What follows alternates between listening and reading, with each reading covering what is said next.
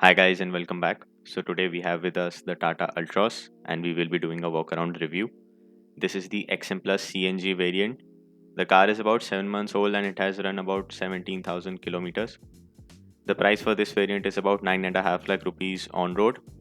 The prices do vary every now and then depending upon when you are watching this video. One of the major advantage of this car is its 5-star global NCAP safety rating. So let's begin. Up front, this is the low beam, this is the high beam with turn indicators and the parking bulb. Lower down, this is where your fog lamp would be. Making our way to the side, this is how the wheel looks. The tire size is 185/60 R16. You get the same tire size from this variant all the way up to the top variant. Moving on, the indicators are mounted on the side fenders and you also get blacked out mirrors which are both electrically adjustable and foldable.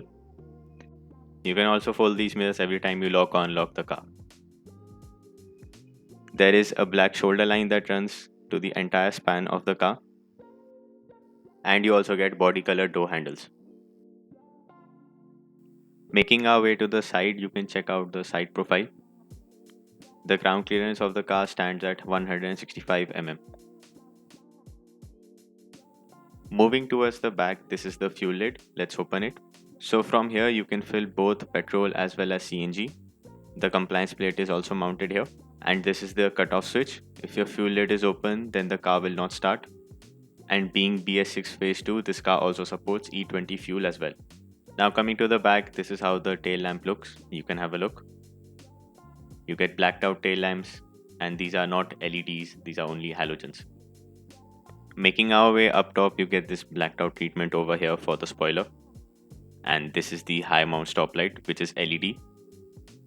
On the rear windshield, you don't get any wiper or defogger, which should have been provided. Making our way down, we have the Tata logo and the Altroz branding. And this camera that you see here is an aftermarket installation. You do get a camera from the XZ variant onwards. Making our way down, you can see the parking sensors as well as the reflectors. Now let's check out the boot space. You get electronic boot release switch as well. So this is how the boot space of the car looks like. Even with the cylinders, there is decent amount of space. This is 210 liters and the regular version gets about 345 liters. The area is flat so you can use it well. You can also fold the seats to increase the boot space, but you don't get 60-40 split seats. So it's going to fold up as a single bench. By pulling up this strap, you can remove this floorboard if you want to. So here are the CNG tanks. And this is a manual shut-off switch. So in case if you want to manually shut off the supply, you can do that from here.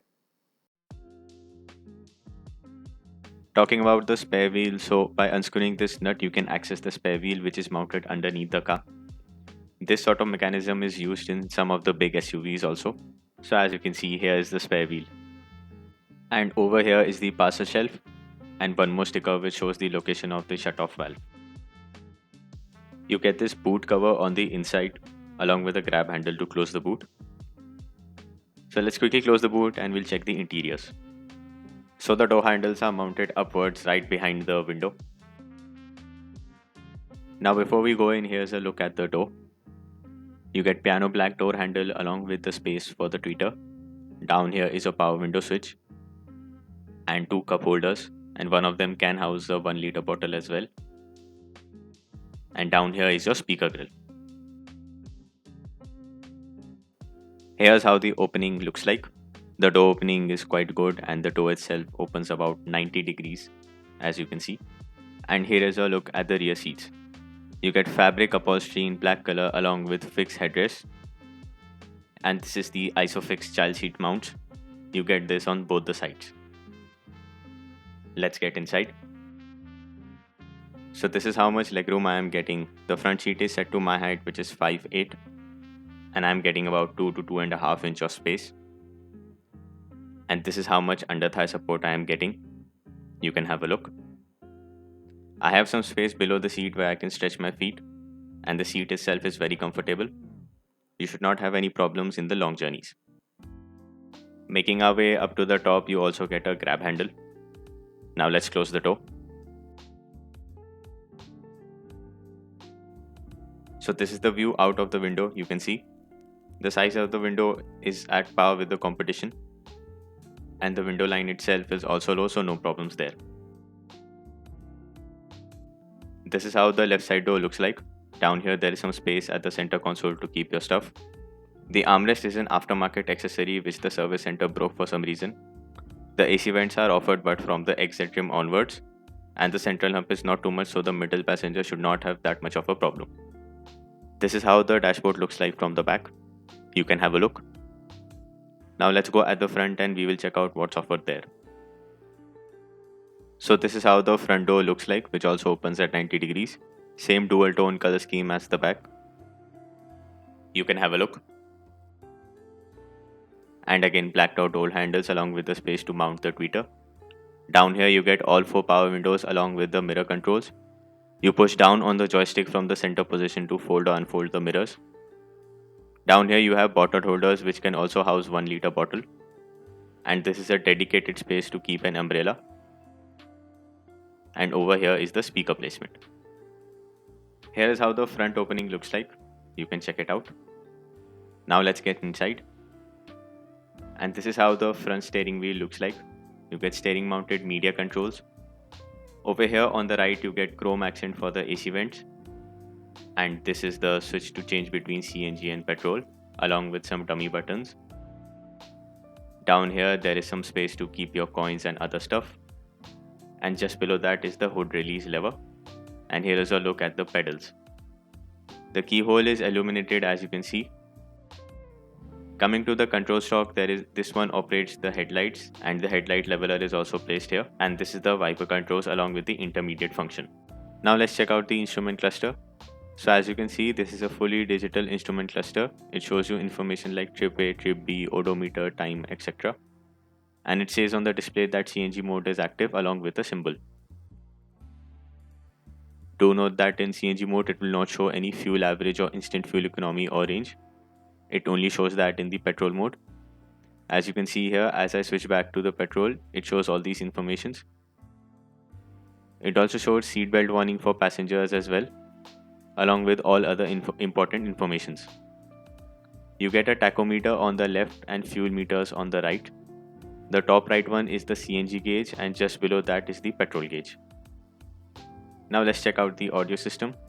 So this is a 7-inch audio system made by Harman Kardon, and it supports Android Auto and Apple CarPlay, both wired. The resolution of the screen is decent and it is visible in direct sunlight. But yes, it does suffer from some reflections.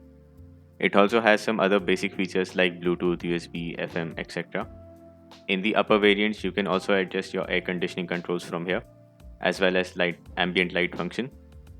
You can also adjust some car settings like speed dependent volume control or park assist features. And this variant comes with 4 speakers, 2 at the front and 2 at the back.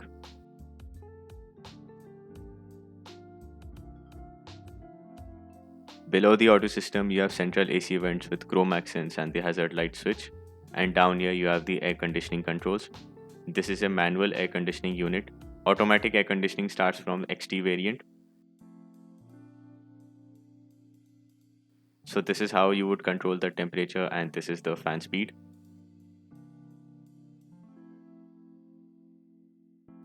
Down here there is ample amount of storage space on the center console, and you get a 12-volt power socket and a USB port for the audio system.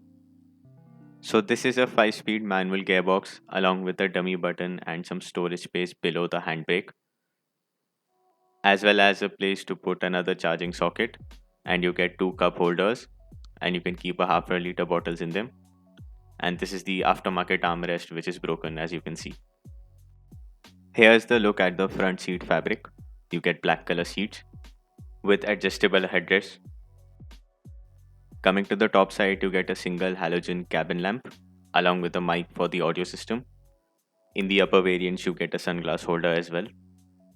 Over here is the driver sun visor along with a ticket holder. And this is the passenger sun visor with no vanity mirror. And this is an aftermarket insider rear view mirror. And this is the view from the front. The visibility is good and you can see the road ahead fairly well. But some people may find the pillars to be obstructive. Talking about other things, so you get 4 color options which are Opera Blue, Arcade Grey, Avenue White, and Downtown Red. And here are other specifications in case I have missed any. You can pause the video and have a look, along with the approximate on-road pricing as of now. So guys, this was the walk-around review of the Tata Altroz XM Plus CNG.